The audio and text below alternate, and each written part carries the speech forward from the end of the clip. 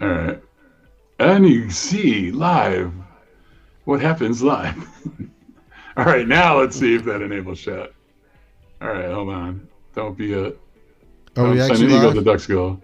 Okay, there we There go. we go. No, something was wrong with chat, so I fixed it. Anyway, so the first preamble might have been lost. I don't know. They'll be like going, "Wow, we're coming in the middle of the show." And yes, that's because of failure on my part. I didn't. Anyway, what happened was, you must know, since you're a techie, I was having trouble with one password, and so um, I messed up my WordPress site, and so I had to do a reset on everything, clear all my caches. So then I had to go type in everything and reset everything, Oh passwords, everything. wow. So I think what happened is that on this it didn't really reset the channel. So anyway, so the first part of the show might not have been in. So anyways, let's recap it really fast. So this is Rollis Fontenot. His stated name is Fontenot. He works with nurses, RNs, and stuff like that. And my name is Mark McCover. This is Inside Leaders Heads. It's supposed to be 5:30, but we accommodated him. Okay, now you're all caught up. All right, so we'll see what happens. um, so the yeah. So like Shay, but so this is about passions and purpose, like kind of the origin story. So I'm going to be like your curator. You probably won't need one because you're a good storyteller. Been watching your are you on the third round of 21 days of video challenge? Third round. Yes, I'm on the Yeah, third so in your round. third round, I mean, you've been good all, but now you're like, boom, boom. And then even though she says do 60 seconds max and you're doing like 3 minutes, 5 minutes, I'm watching everything and I'm just drawn in. It's awesome. Like your last one was 3 minutes Oh and nine wow. seconds. The one where you're talking, you say you're talking to yourself, but you're really talking to me. Nobody else, just me. I'm, where you're talking about like, don't stop what you're doing that made you successful once you're successful. Otherwise, you're going to start failing. And then learn from your failures. And then I kind of added, yeah, learn from others that have gone before you. So, no, those are really good. However, back Yeah. to the passion and purpose. So, the That passion was for me, and by the way. That video was for me. I mean, yeah, I posted it, but it was for me oh, too no, but because yeah, yeah. anyone look up Rollis. It's a great video. Basically, he does a 3 minute 9 second speech on yeah, like a lot of people, they get, I don't know if they get, what do you think? Do they get tired or do they just like, oh, I got here and now I don't have to do anything and they want to get a coast? What do you think the main thing is? Well, since you said it to yourself, what is the main thing for you? Why do you, like, you do all this work and you get like 100,000 followers, you make $10,000 contracts, you do all these things you want to do, and then all of a sudden, I'm gonna relax now, and then it all goes to shit. Excuse my language. Well, I mean, what happens is you do something that creates a result that you want. That's a winning result, but that winning result means you have to do more stuff. You either have to do more stuff yourself, or you have to delegate or something. But there's more activity to work with, and so a common mechanism may be to say, you know what, ooh, this is too much. Let me scale back down because it's too much stuff going on in my life. Let me cut this back because I wasn't doing that before. So let me cut this part out. Well, you're cutting out the part out that actually was helping you to win. So don't stop that part that helped you to be successful. So that's one of the things I'm going to basically a message that I want to give to myself a month from Yeah, now, 2 months from now, 6 months from now is don't stop the things that are working. Stuff you want to stop is the stuff that wasn't working, or at least right. change it. Well, but That's it. being a chaos theoretician, I do not believe in um, if you keep on doing the same thing, expecting different results is the definition of insanity. I don't believe that because chaos theory, every time you do something, it's just a little different. But you should learn from your mistakes and you should learn from it. Anyway, back to Rollis. So, like, and I combine these now because you're like my 15th guest on the show, I think. And so no one's ever answered the questions separately. So I'm just going to smush them together. You can speak to them however you want to. We're going to talk about passions and your purpose, and just like what are your passions, what are your purpose, and then if you want to, you can go into how you discover them. But that'll be the next question if you don't. Okay, so what's my passion and what's my purpose? Yeah, and if you, yeah, Okay. So when you say passions, are we talking about within a business context or we're talking about just life in general? that is an excellent question. No one's asked me that before. So it is my belief, like with this course I'm doing, I have this formula. So passion Okay. driven purpose equals focused action. So PDP equals FA. So whatever that means to you, if you're most passionate about your personal life right now and that drives you, if it's your business, just tell us the context and whatever. I think your passions are your passion no matter what environment, what context. So, but you can speak to it either way. Just Okay. let us know what you're speaking to. I think that what can carry over in pretty much every part of my life is collaboration. Because even with whether it's my relationship with my wife, whether it's relationship with my volunteer work and people who share my same faith with me, whether it's people who I'm in business with, whoever it is, my teammates at my job, everything I do, it highlights collaboration. Like, I'm not one of those folks who could just have a job where all I do is just sit behind a desk and I don't talk to anybody else. I just do my thing. And some people love that. That's not me. So I think I'm passionate about that, and that pretty much covers every part of my life is collaboration, which is why I think I enjoy the live shows so much, because I get a chance to have folks come on the show. And by the way, I'm going to have you on the show too, Mark. But having folks on the That'd show be a on mistake. live, huh? So that'd be a mistake. No. No Yes, way, I'd no love way, to no come on way. your show. Yeah, to have those live interactions, I think is really cool. To have those conversations, I think that's what makes life more interesting. I may give a point, but you may have a different take on that same point, like what you mentioned earlier about how the chaos theory and all that. So that's a tough thing about recorded video. Now I like recorded video. I think recorded video is great, and I'm learning how to do those more. I'm learning how to talk into the camera and all that. But the drawback from recorded video is I don't have that voice on the other side. Right? So like I just said that to you, we're having a live conversation. You come right back and say something. That's what I love about live, is that we can talk and have that conversation live back and forth.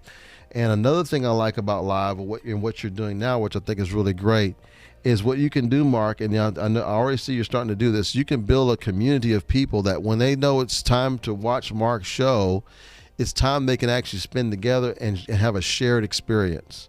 I was talking to a networking group earlier this morning. It's a group of people. It's called Pong, Pong, and it's a group of people that help each other land jobs.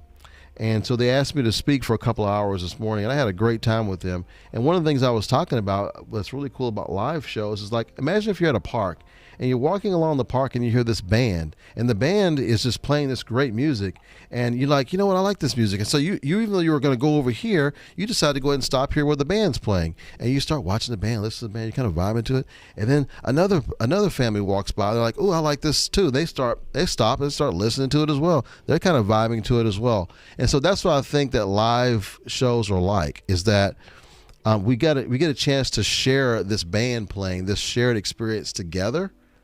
And once we do that together, then it gives them an opportunity to converse with each other. So it's not just about the band. It's also the shared experience of me looking to the person to my left or to my right. Hey, did you enjoy this? Yeah, I enjoyed that. Oh, where are you guys from? Oh, where are you guys from? Oh, what do you do? So it starts to build a conversation.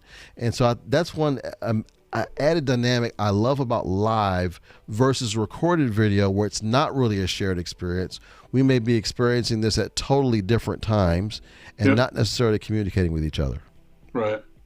I mean, that's what I like about live too. In fact, don't tell Sinead, but I'm really bad about connecting with people. You are?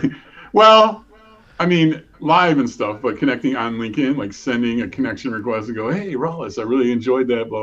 But the one place I'm very good at is in the audience of a live. If I see someone else comment, it is so easy for me to go, God, Rollis, I saw your comment on Inside Leaders Heads. It was awesome. I'd love to connect with you. I can do that. But doing the research, like she tells us, I've watched all her videos. I'm like telling on myself now. Yeah, I don't know what it is. I sit down and I'm like, dear so-and-so, my name is Mark. Please connect with me because I'm desperate. No, I don't know. Anyway. So I'm curious. I have a question for you then. So you say you watch a lot of Shay stuff, which is really cool. But I met you actually through Shanae's stuff. Yeah, right? yeah, yeah. So I was doing Shanae Shanae's program with you. So what was it about her content that also attracted you as well? So originally it wasn't her content. It was her. So she's just, for those of you who don't know Shanae Moray, she's got like a big giant heart. She's very successful. She almost has 1 million followers on LinkedIn.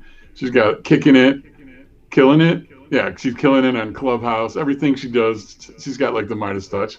But she works her ass off, so it didn't come to her.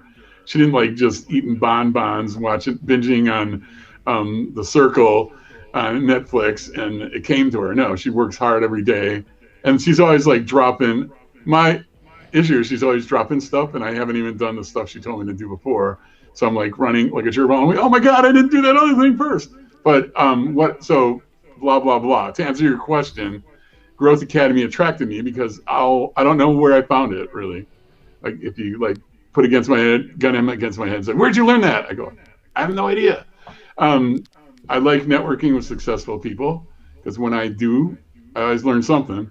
So Growth Academy is like all these people with side hustles and they're trying to grow their business. And at the time I joined, I didn't have nothing. I had a corporate job. I had a corporate gig. I was happy in corporate.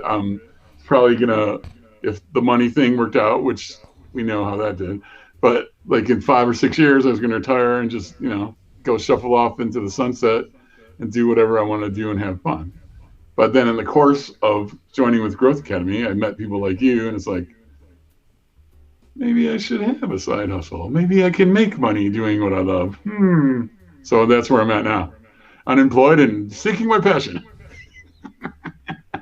Yeah, you know what? You never know what comes out of it. I can just tell you this: whenever I was in between jobs, and actually before I left my last job, if you will, quote unquote job, before I left that last job, and I knew long term it just wasn't going to be the long term fit for me. Although I love working there, I started looking for something, and it was during the recession during that time, so it was very tough.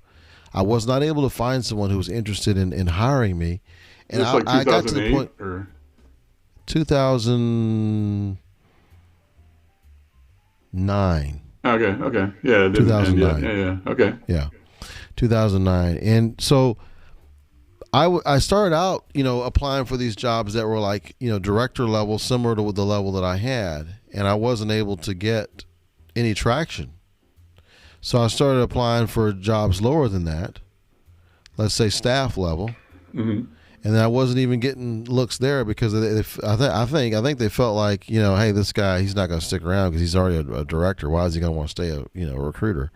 So I had that situation, and then so that wasn't working out. So then I went lower than that into just basic sales jobs, to the point where I even applied for a job, and it was a group interview that had almost 100 people that showed up for this and get picked.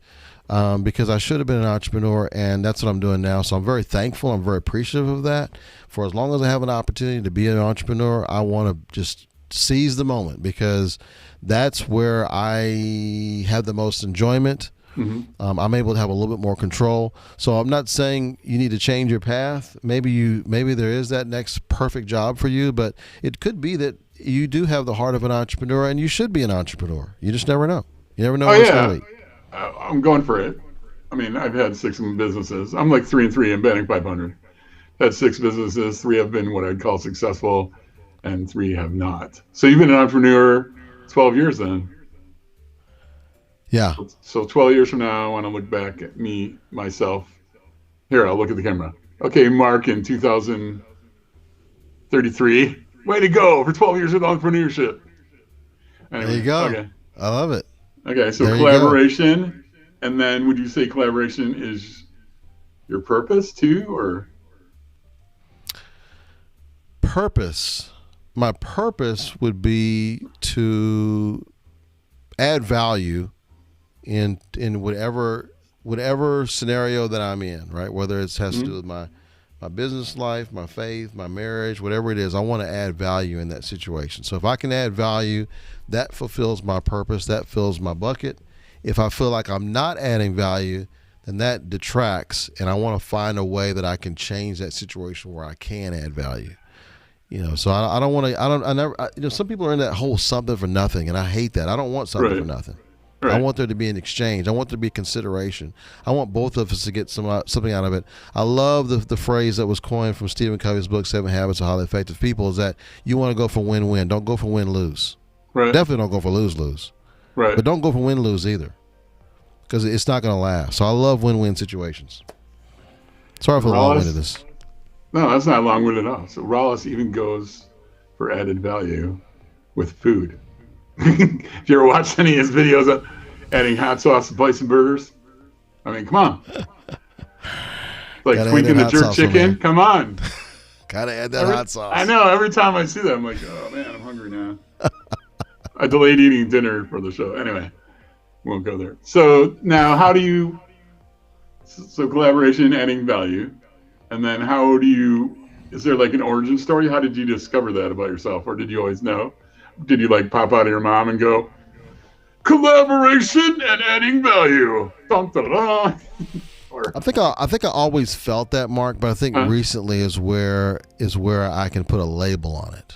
I just wasn't able to put a label on it before, but I think I've always kind of felt that way. Yeah, I think it came from my upbringing. I think that's the way I was raised, and I just now not everybody follows the way they're raised, right? So they can make that choice.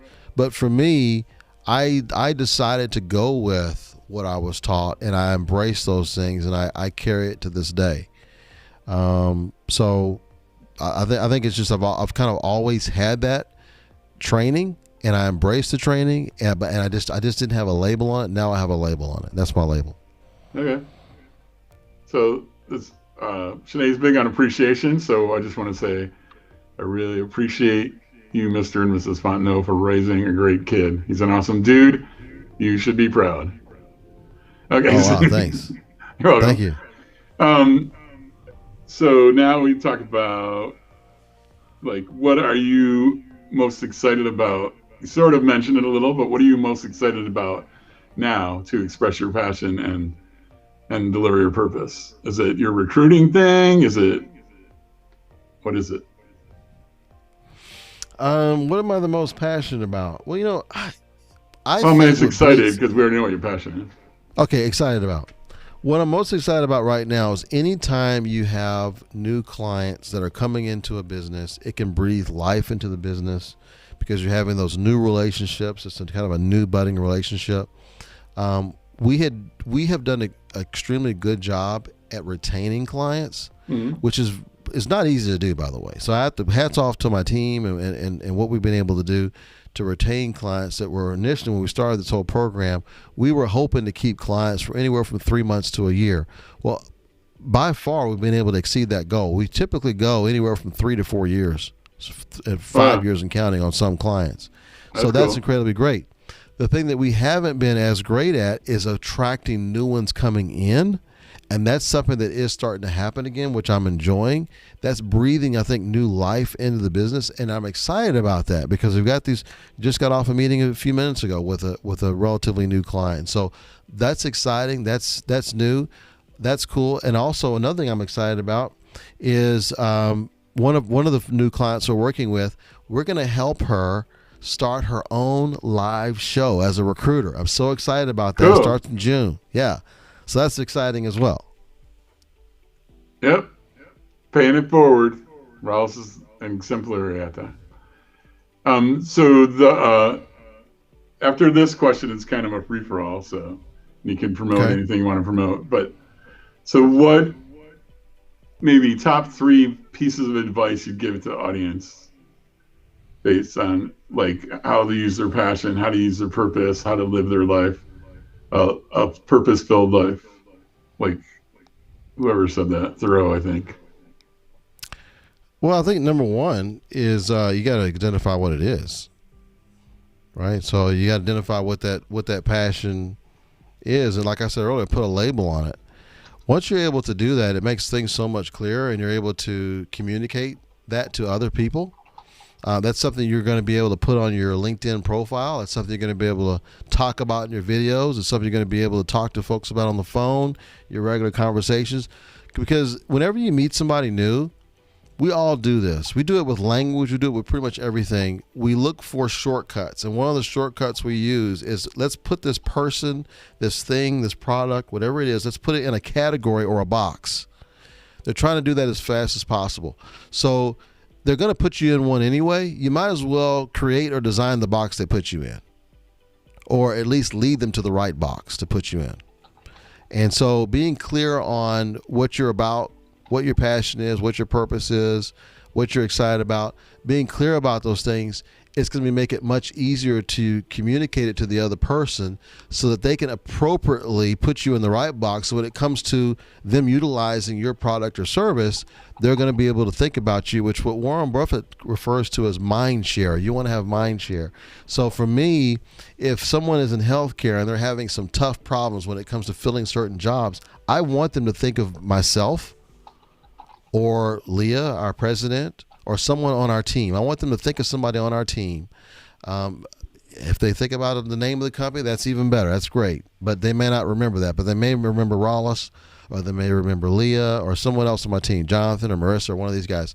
So that's what I would love to really just portray to your audience is be clear on who you are, what those things are that you just mentioned, and then also communicating that to others so that they can put you in the right type of box. And if you're struggling in any of those areas, do not hesitate to get a coach. So I know something you do is you help people with putting it in a book, right? So you're helping them organize, put it in a book format, put a book out there. So a lot of people say, well, I don't have time to do it, or I haven't got there yet. I'm going to do this book one day. But what they could easily do is just get a coach, in this case you, to help them do that. So I do believe in coaches. And that's another thing I would highly recommend is using coaches. If I could, if that's one thing I would have changed in my career earlier, I would have used coaching a little bit earlier in the process, because the amount of time you save, which is your most valuable asset, is immeasurable. And then secondary to that, a lot of times you're able to increase revenue faster or decrease your costs better by using coaches. Cool. So aside from Shanae Moret, that's Shanae Moret, Growth Academy, who else would you consider your coach? Well, we talked about a little bit earlier. So in addition to Shanae, I also use Jonathan. I use his services by proxy. That also includes the Shea Rowbottom course. Yeah. Although I don't actively interact as much with her course as much as I do with her and with Jonathan as my coach. I've also used some other coaches as well for different things. But, even within my own company, I have coaches because I don't know if she knows it yet. Leah refers to me as her boss, and yes, technically that's true, but she coaches me a little bit from time to time on things in terms of, let's build a process around this. Let's make sure we have enough resources for this. Do we have enough resources? Is this something we should be doing right now? That's why I promoted her to president, because in that role, she's able to do that to a much greater degree. So that's why I moved over to the founder position, because I've actually seen some of what she brings to the table has helped, in a sense, coach me, and that's not something I even anticipated in the relationship. So I'm able to do what I do best, which is come up with new ideas, help with the sales stuff, help with collaboration and all that. While she still has some of those skill sets herself, she is really also good about putting together some type of organized, refined process in place. And so that's another person I consider a coach. I also have people in this, I guess this, what you would lack of a better term, the spiritual side of my life. They're also coaches in that part of my life. I also have, sometimes my wife coaches me on certain things. She coaches me with my health, my eating. Coach you, or does she school you? What's that? Does she coach you, or does she school you? Just kidding. Well, I mean, she does it for a living, so she definitely helps me a lot. And then she's a health coach. Yeah, she does nutrition coaching, but more so even with the personal training and the Pilates. Oh wow, that's cool. I didn't know that. Yeah, absolutely. So I mean, there's also a lot of informal coaches. I mentioned half the names I mentioned are all informal coaches, and so wherever you can utilize coaching, I think is definitely to your advantage. Now, I wouldn't try and use this coach as a specialist in this area and try and get them to coach in this other area. Right. So there's certain things that I wouldn't go, let's say, to certain ones that we talked about earlier for. So be very intentional about who you're seeking out to coach, as well as what they're coaching you on in the moment. Don't try multi-purpose. Right. Because you're probably not going to do yourself a whole lot of good on that deal if you try multi-purpose too much. Have you heard of Eric Admedes, I think is how it says his name? He was the founder of WildFit, but now he does a bunch of business courses. Anyways, he talks about the coaching, mentoring thing. And then when I was listening to you about with your relationship with Leah, he has this model. It's like 8 different entrepreneurial paths based on your personality, your what you lean toward, and all that. And so mine is the Hmm. path of creativity, which it sounds like you and me are alike. It's like we like to think of new things, we like to create. And then when it comes to process, although I've been a process manager, that's not our forte, like doing processes and putting structure in place and all that kind of stuff. Right. So there's one or two of the other 7. So he recommends, like, if you're an entrepreneur and you know this is your path, kind of like you said, labeling, you find other people that complement you on your weaknesses. Because if you're trying to do all that stuff, he contends you're gonna spend more time on the crap you're bad at and you don't like, and then Yeah. you're gonna just wear yourself down because you're not to do anything that the stuff you like, which is why you became an entrepreneur in the first place. So, Exactly. anyways, it's pretty cool. Excellent. So now it's just free for all. We got like 15 minutes or so. Is there anything you want, like you could do like shameless self promotion or any subject, like things that make you go, that you want to talk about? Anything. And we don't have What to go the full hour either, but I mean, the thing I would ask is what's highest value for your audience? Because I mean, I get no distinct pleasure out of just talking about whatever I want to plug for the moment. I would rather talk about what do you think is going to be highest value, whether they're watching live or the replay. You know your audience well. Let's talk about it. I love it. well, like reading. Writing. So writing copy, stuff like that. The video, because I think a lot of want to be live. Some just can't get LinkedIn Live, but I recommend they just do a podcast, go on anywhere, get a podcast going, whatever you want to do. And then just, I don't know what it's, you kind of mentioned it already, but like, what's the biggest thing to overcome that initial fear of becoming an entrepreneur? Maybe those 3 things: writing, how do you write and be creative, like you said, Okay. doing the podcast thing, like video Writing, podcasting, all that kind of stuff, and then podcast. how do you get over the first hump of becoming an entrepreneur, like of the fear? How do you just jump in and go for it? Okay. So let me just entrepreneur. You have to remind me to go through all this. So with That's okay. entrepreneur. I will. First of all, with entrepreneur, if you want to be an entrepreneur, just know that it's going to take longer to get going than what you thought. You're going to make less money than what you thought at the beginning. And it's going to be more difficult than what you thought. Now, I'm not trying to talk you out of it, but that is the reality in most people's cases. Most people are not overnight sensations where it's just Yeah. overnight that they become a success. So it's going to take longer. It's going to cost more. You're going to make less. And it's going to be harder than what you thought. Now, if I still haven't scared you away, then you probably should be an entrepreneur. Because there are so many things that come with being an entrepreneur that are so rewarding. I don't think it's for everybody. I don't think everybody should feel like they should do it. But at the same time, I do think it's incredibly rewarding. I love the collaboration factor. I just love all the things that come with entrepreneur. So to get over the hump, if you're in a situation where you're not sure if it's for you, you're not sure if you want to put in the work and the time and all that, I would say you probably don't need to be an entrepreneur right now. Maybe it's not the right time. Maybe you should just do it as a side hustle, possibly. Do it as a side hustle and see if it's something you really enjoy and that you want to do. And also look at, don't try and do all the stuff you don't like doing. So if you're like me and let's say you don't like accounting, in fact, I got in trouble early in my career, my business career, with when you have employees, you got to make sure you turn in your paperwork at a certain time with your taxes and make sure your payroll taxes are good and all that kind of stuff. Nobody ever explained that part to me. So I got a controller that handles that. So I know the payroll is going to be right every single time. But if you left it up to me, we'd be in trouble. So things that you aren't good at, be sure and look at ways to delegate that faster than later, sooner than later in this business. It doesn't cost that much to delegate things out, but I would definitely suggest it from an entrepreneurial standpoint. That's probably my top tips on that. Now, what's the other question you had? Oh, just kind of the podcast video thing. Podcast. So Okay. someone's just starting out, kind of like a Reader's Digest version of the several sessions I've attended. We're going over microphones, lighting, all that kind of stuff, important things to remember, that kind of thing. So I've written a couple of books actually, and I tell you what, I'm ready to do it again. I'm ready to do it again, Mark, and I may be hitting you up here because um, I've got the material to write a book. I just need organizing it. And here's the beautiful thing about writing a book right now that I didn't have. The last time I wrote a book was in 2016, and the time before that was in 2009. But one of the things that's beautiful about the setup now is I could do several live shows. I could do some monologues. I could do some interviews.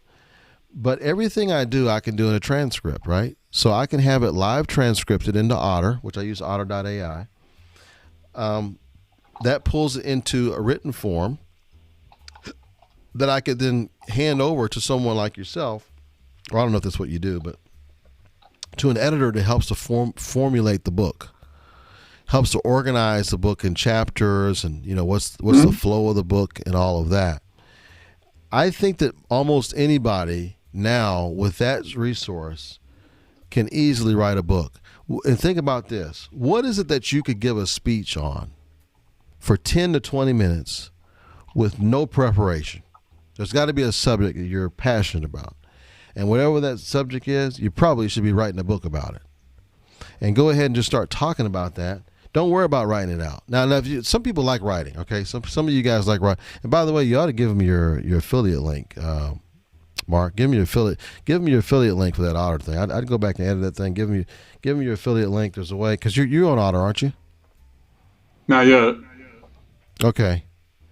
But at any rate, go ahead and just start talking into the camera, or don't even talk in the camera. If you're leery about talking to the camera, just record on your voice memo on your phone, and when you get done, upload it to Otter, let it transcript it out, and you just keep building that thing to where you get, how many words do you think is good right now? About 30,000 words? What do you think to make a good book? Yeah. I mean, there's usually 250 to 300 words a page, and for a nonfiction, 200, like 150 to 200 pages, or whatever that works out to. Okay, so if we do the math on that, I don't know how many words it is. You're right, 40,000 to 60,000 words. Yeah. Okay, so I could probably do 50,000 words in a couple of weeks worth of live streams. Yeah. Not even that. So it's really not that hard to get a book. What I would probably want to do with someone I would work with, and you can tell me if this is something you do, but I would want to make it as easy and as seamless for me as possible, because I don't have the patience to go through all of that organization of putting it in chapters and all that. But I have the knowledge base. Right. But I would want somebody to help me to organize it. Is there a way that one of your customers can say, okay, here's 100,000 words. Can you take out of those 100,000 words the best 40,000? Let's put it in a book. Let's organize it and all that kind of stuff. Is that something you do, or does that somebody else do that? So I can do that. I don't know if I want to. But you may not want to. I do ghostwrite, but I would get an editor for that, and I know a lot of good ones. There you go. Yeah, they'd help you arrange it and rewrite it and all that good stuff. Yeah. And then obviously, the more you have them do, the more expensive it is. But yeah. Obviously, yeah, obviously. Yeah, I don't know what that cost structure is like, but to me, that's how I see myself writing my next book. Is I would produce the content through my live shows and live interactions. I would do transcripts, and I would give those transcripts over to this editor who goes through it, tells me what's the best way to organize that material. We put together a manuscript, and now let's go ahead and put it out as a book. And then the next decision is, do I self-publish or go through a publisher? Right. And so maybe you can speak to that. Yeah, I mean, there's three levels. There's self-publishing, hybrid, and then traditional. I steer people, especially for their first book, unless they're like a Shanae who has 1 million followers or whatever, I recommend steering away from traditional. Traditional, you start, let's say you had everything written. If you went with a traditional publisher now, like right now, May 17th, 2021, the book probably wouldn't come out until June 2022. Because they want to put their stamp on it, they want to smush it, they want to look at it, they want their editors to do it, they want to figure out the marketing plan. It's all about them, just like corporate America. Not that there's anything wrong with that. There's reasons to go with that kind of company, but it's going to take a while. And then usually, this is the weird, to me, messed up thinking. If you already have the book written, more than likely they don't want to deal with you. they want to get involved in the beginning so they can morph it and like, oh, our market is this, and we want you to write it like this, and you should write this kind of thing. It's just the way it is. Interesting. Hybrid publishing to me is the best right now. It's kind of you're using like a mini or medium sized publisher. They're more flexible, but they do some of the work with you. And then self publishing, I don't recommend that for someone like yourself unless Leia's going to do it for you because there's a lot of work. You got to do the marketing, the artwork. Yeah. Yeah, it's a lot of organizing. But I mean, there's a lot of people. I mean, I don't know what I'm going to do with my book. It's either hybrid or self published. I think I'm going to hybrid because I don't want to do all that stuff as well. If there's one thing I learned in doing the 2 books that I've done, is that it is a lot of work and it's a lot of promotion. But Yep. I also think that the person who's writing the book, they need to also figure out, why am I writing the book, right? Is it because I want to sell a lot of copies of the book, or is it because I want to look more credible in my business? Right. Because that's more of the appeal for me, is that, the credibility in the business is actually trumps the amount of books I sell. Now, if there's a way I can make it a bestseller at the same time, then hey, all the merrier. Right. But Right. I know that takes a lot of work. Oh yeah. To So do that. for example, this first book I'm doing, this first nonfiction book, I've written a novel, but the first nonfiction book, it's a loss leader for my class. Yes, I hope to sell some, but it's going to give me the authority. I think I already have the authority, but it'll give me more authority. It's like, hey, guess what? I help struggling writers who are no, I help writers who are struggling to finish their first book, put a solid plan together, find their voice, know their impact, tell their story, impact the world. That's what my class is all about, and my book will help with that. In fact, I mean, I don't know if you know the story behind my book, but you were there actually. So a long time ago, like my first, probably 4 weeks into Growth Academy, we're having one of our training session, and Chris Hummel. I'll have to tell you my Pink Floyd story because this, to me, is almost exactly like my Pink Floyd Animals tour story. But so we're in there, and someone asked about consistency or something, and Chris Hummel goes, "You got to be consistent. I recommend the next 90 days, 90 days in a row, just consistent. No matter what it is, you write something, you post something every day for 90 days. So me, Mark Benkover, said, all right, that's a 90-day challenge. I'm taking it on. And then I talked to other people that attend the same meeting. No one else took that on. I'm like, were we in the same meeting? I just take that as a personal challenge. Anyways, my book is called The 90-Day Challenge. It's everything I learned by doing that. So. And he'll be, Janae and Chris will be thanked in the preface or dedication or whatever it's called. So, Mark, what made you do that? What made you, like, you're in the same class, you did the 90-day thing, but everybody else didn't. What made you different? What made you do it? Just, I don't know. I think, like I said, the reason I got in Growth Academy in the first place is I've always seen the efficacy of hanging around successful people and learning from them. So, I mean, Sinead tells us, nothing against Chris, but Sinead tells Chris's story better than Chris. And so, he wasn't using LinkedIn, all this kind of stuff. And then he was consistent. And then he built his business into a multi-million-dollar business. So I'm going to listen to this guy. He used the same vehicle I'm in, LinkedIn. And he says, this is going to get me where I want to go. Why wouldn't I listen to him? Yeah. So. But just so people know, I mean, he's amazingly quiet to me, but when he speaks, you know how it is with quiet people. When they speak, it's just like, when E.F. Hutton speaks, people listen. So like when Chris Hummel speaks, I listen. Yeah. So, I mean, that was all it was. And then Jeff Clark gave me my second 90-day challenge. Anyway. Who's that? Jeff Clark. He's in Growth Academy too. He's cool. Yeah. He goes, why don't you write about the path to publishing your book? I'm like, okay. And I get pretty good response from that anyway. So we're wrapping up on the hour, and I just want to thank you so very much. I have to do my tagline. So this is what the next last thing show, I would say, living your best life creates a better world for everyone. So live your best life. Rollis is giving you some great suggestions, like find your passion, find your purpose. You define your box. People are going to put you in a box anyway. So you define your passion, your purpose, and you tell people what it is. and then you're defining your box, who you are for them. Not that you want to be labeled and everything, but that'll help you move forward. So I will give you the last final words. Anything you want to close with? Hmm. Well, I think whatever it is that you're thinking that you should be doing, just go ahead and start doing it, and don't worry about having everything be perfect. Because one of the things that Reid Hoffman talked about, he's one of the co-founders who co-founded LinkedIn.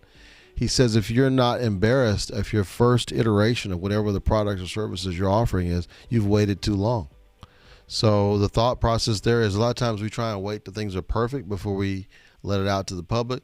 Go ahead and start working on it, because one of the things he mentioned in the book is that as you put things out, you're going to get live feedback from your customers or from prospective customers, Yeah. and you're going to learn from that live feedback on how to mold or change your service so that it's more marketable and usable by your end user. And therefore, that process does not happen until you let out some iteration or some level of product of your service. So whatever you're thinking about doing, go ahead and start doing it. Don't worry about making it perfect, and then you're going to refine it as you put it out there. If you look at all the big software companies, just think of how much software you've used and it has That's bugs a in great it or whatever. example. That's what they do. That's exactly what they do. They don't Yeah. wait till it's perfect. They put it out Yeah. there, let people start using it, and they make it better. So Yep. that's what I would say.